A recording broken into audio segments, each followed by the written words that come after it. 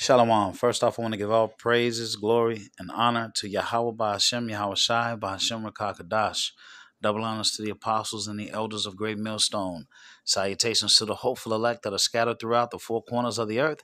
And to all my brothers out here preaching this truth to you, I say Shalom. This is Matazar from the Chicago camp, coming back at you again with another lesson entitled The Camilla Massacre.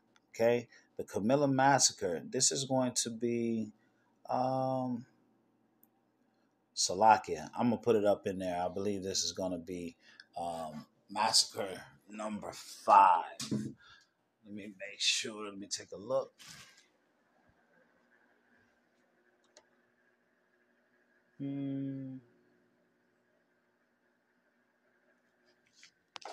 Yep, it's gonna be 5. 5 in my series if you've been following me.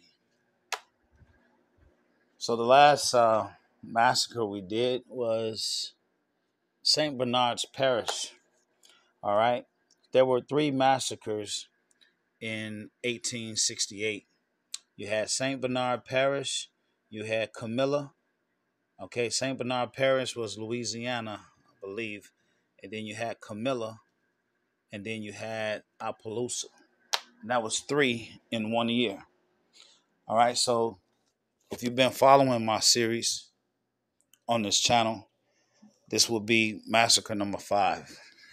Okay, so let me go ahead and I can put that in there now. 1868.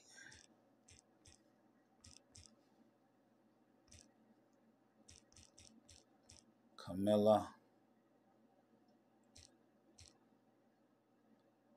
Georgia.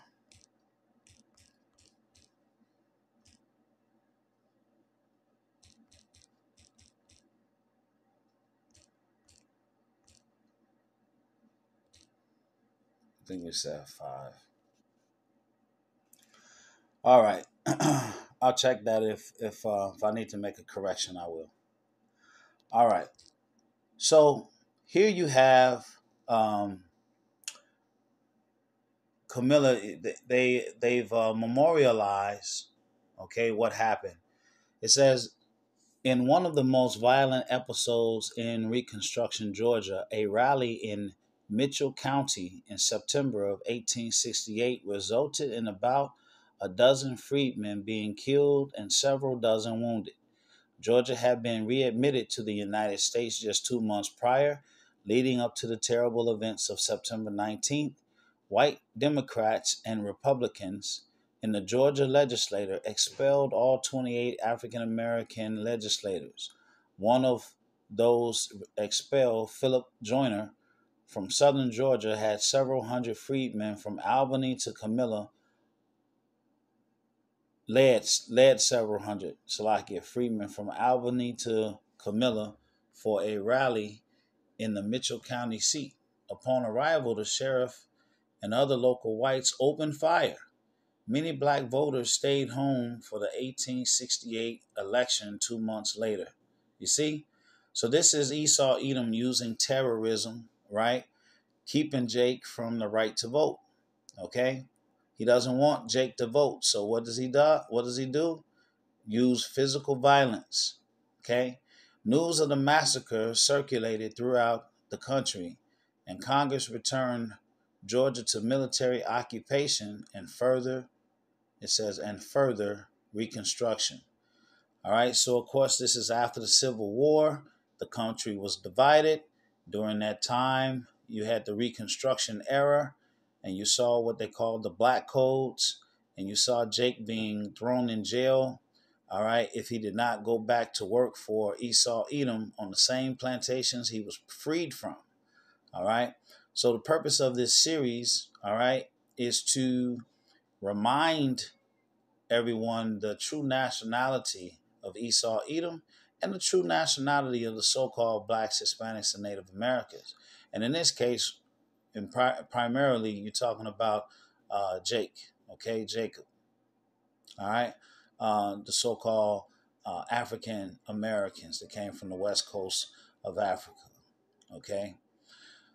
So I pulled this off of Wikipedia. Okay.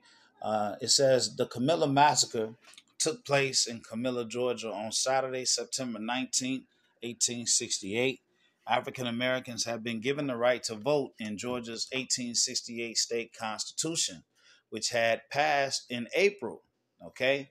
So that was in the fourth month. All right. So you see that this massacre took place in the ninth month, so 5 months later, right? It said they have been given a right to vote in Georgia's 1868 state constitution, which had passed in April, and the months that followed.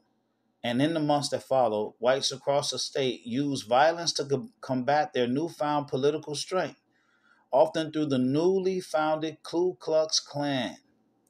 Georgia agents of the Freedmen's Bureau recorded that 336 cases of murder or assault with intent to kill against freedmen from January 1st through November 15th. Okay, remember what I said? I said that there were three massacres in 1868. It says the massacre followed the expulsion of the original 33 black members of the Georgia General Assembly earlier that month. Among those expelled was Southwest Georgia Representative Philip Joyner. On September 19, Joyner led a 25-mile march of several hundred blacks, what they call freedmen, as well as few whites from Albany, Georgia, to Camilla, the Mitchell County seat, to attend a Republican political rally on the courthouse square. Estimates of the number of participants range from 150 to 300.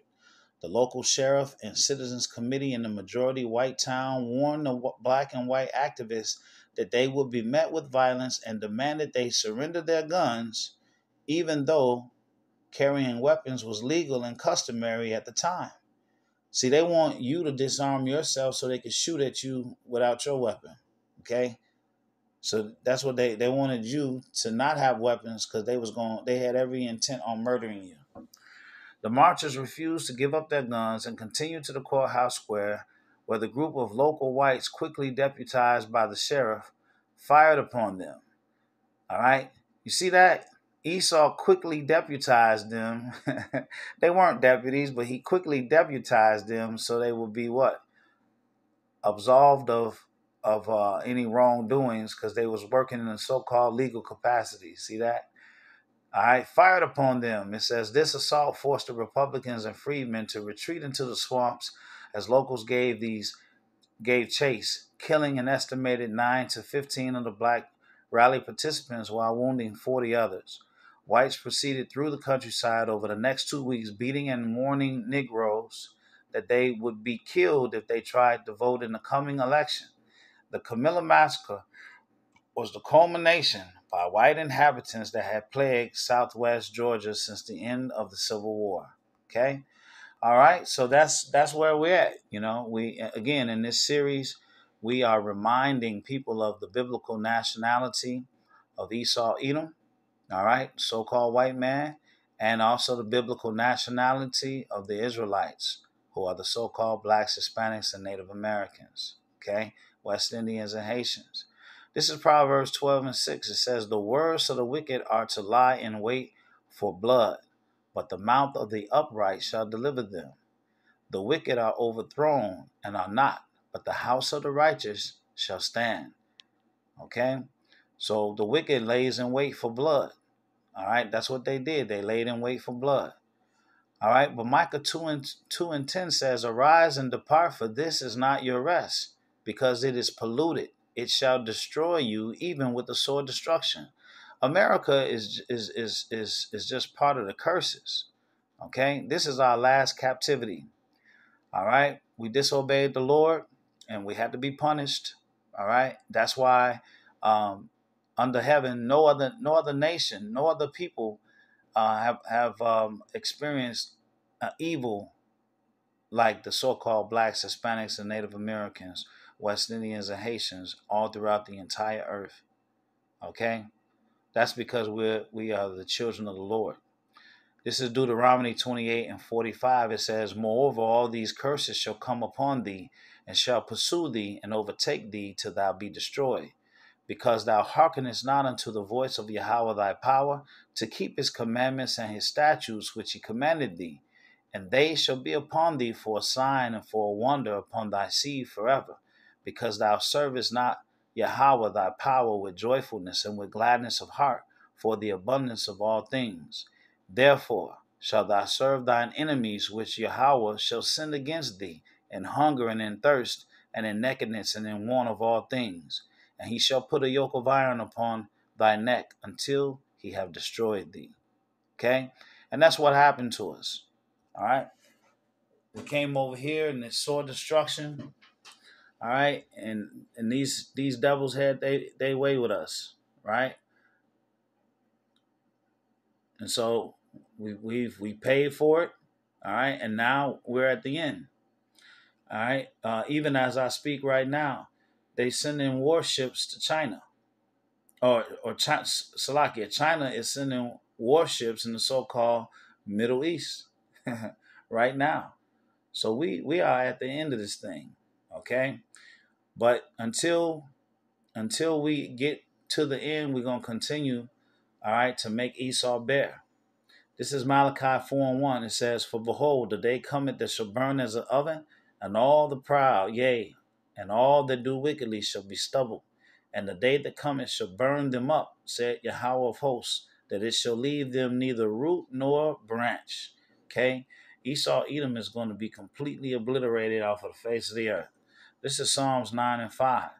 "Thou hast rebuked the heathen, thou hast destroyed the wicked, thou hast put out their name forever and ever."